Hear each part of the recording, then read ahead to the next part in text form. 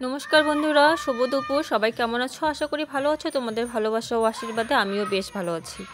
তো বন্ধুরা, আমরা কিন্তু দুপুর বাড়িতে একটু খাওয়া দাওয়া তৈরি হয়ে কিন্তু চলে এসেছি আমার ননদের বাড়ি। তার কারণ হচ্ছে আজকে আমার একমাত্র যে ভাগনা, তো ভাগনার মেয়ের অন্নপ্রাশন, মানে আমার নাতনির অন্নপ্রাশন। আর হ্যাঁ, বিয়ের পর কিন্তু আমার কখনো ননদের বাড়িতে আসাও হয়নি, তো এটাই প্রথম আসা। তো তাই জন্য অন্নপ্রাশনে আমাকে আসতেই হবে। তো তড়িঘড়ি করে রেডি হয়ে আমরা কিন্তু চলে এলাম ননদের বাড়িতে, নাতনির অন্নপ্রাশন বলে কথা। তো এসে দেখি যে ওরা সবাই কিন্তু বরণ করতে চলে গেছে। তো আমি কি করলাম, তো আমি একটু সামনের দিকে এগিয়ে গেলাম। তো দেখলাম যে ওরা কত দূর এসছে। তো আমি এগোতে এগোতে কিন্তু ওরাও প্রায় চলে এসছে বাড়ির কাছাকাছি। তো ওরা যেহেতু অনেক ঠাকুর পাঠে যাচ্ছে, বরণ করছে, নাচানাচি করছে। তো আর এদিকে আমি ছেলেকে রেখে গেছি ছেলের বাবার কাছে। তো ওখানে গিয়ে মনটা আমার থাকলো না, তো আমি আবার ব্যাক করে চলে এলাম ছেলের কাছে। তো তারপর আবার ছেলেকে কোলে নিয়ে তারপর আবার একটু বাড়ির সামনে এগোলাম। ততক্ষণে ওরাও চলে এলো। তো দেখো সবাই কিন্তু এখানে নাচানাচি করছে, খুব আনন্দ করছে। তো তোমাদের একটু আমি এই অনুষ্ঠানটা একটু দেখাচ্ছি, তোমরা একটু দেখো।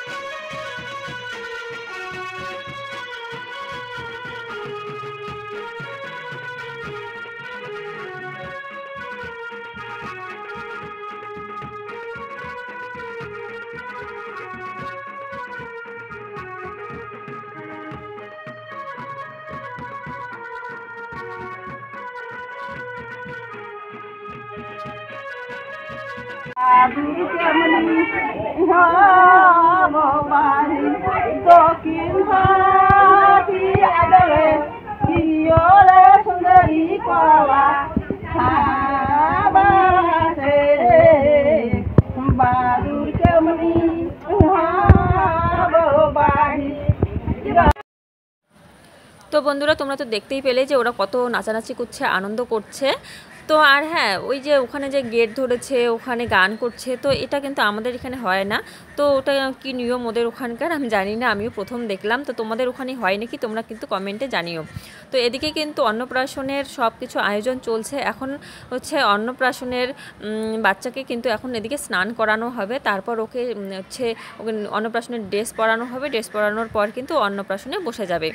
তো অন্নপ্রাশনের মূল সময়টাই কিন্তু আমি আর ছিলাম না ওখানে, মানে আমি ওটাতে বাড়িতেই ছিলাম, কিন্তু আমি ছেলেকে ঘরে খাওয়াচ্ছিলাম।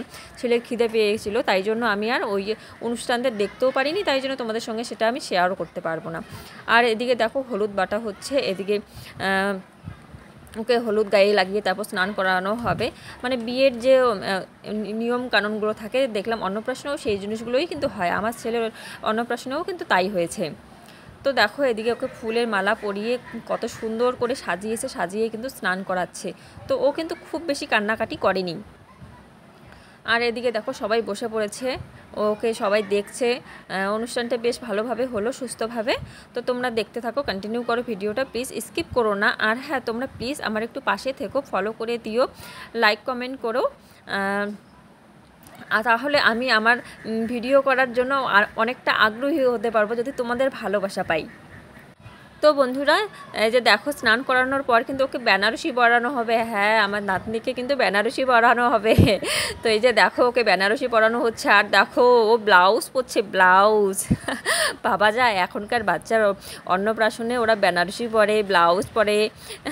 আর আগেকার দিনে তো একটা জাস্ট ফ্রক পরিয়ে দিত, ব্যাস হয়ে যেত। আমাদের অন্নপ্রাশনের তো তাই হয়েছে, একটা ফ্রক পরিয়ে দিয়েছে, ব্যাস হয়ে গেল। কিন্তু এখনের অন্নপ্রাশনে বাচ্চাদের কিন্তু দারুণ করে সাজানো হয়, মানে যেমনিভাবে বিয়েতে সাজানো হয় তেমনিভাবেই কিন্তু সাজানো হয় খুব সুন্দর করে।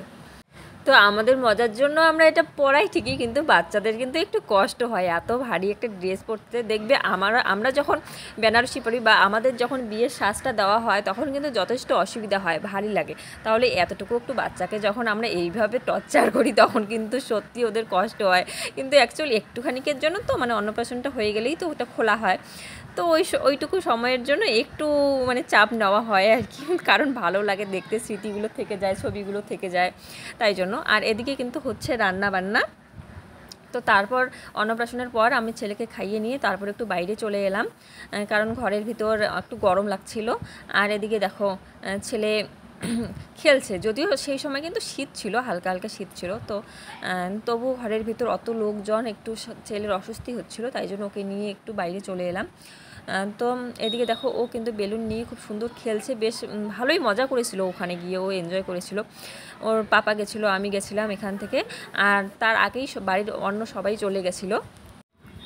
তো তারপর আর কি, তারপর এই যে একটু সাজুগুজু করলাম, যদিও একদম সিম্পল সাজ, কারণ বেশি সাজগোজ আমি খুব একটা করিও না, আর সেভাবে সাজগোজ করার মতো সেই সময় সিচুয়েশনও ছিল না, তাই জন্য আমি একটু হালকা করে একটু শাড়ি পরে নিলাম, ব্যাস হয়ে গেল আমার সাজ।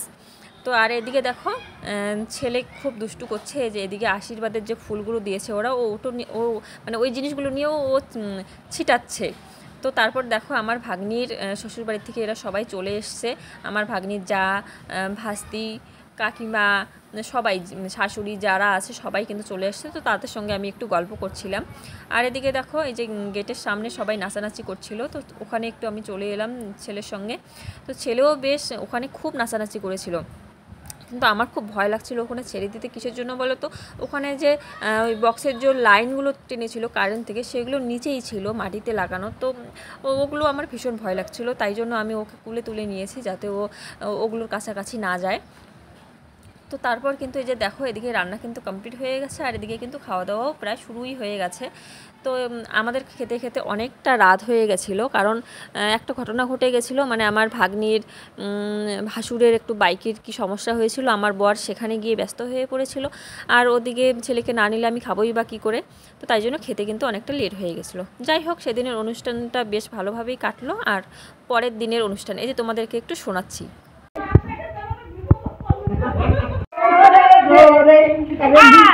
আমার মামির মালা সরু নাগে দেব আমরা গরু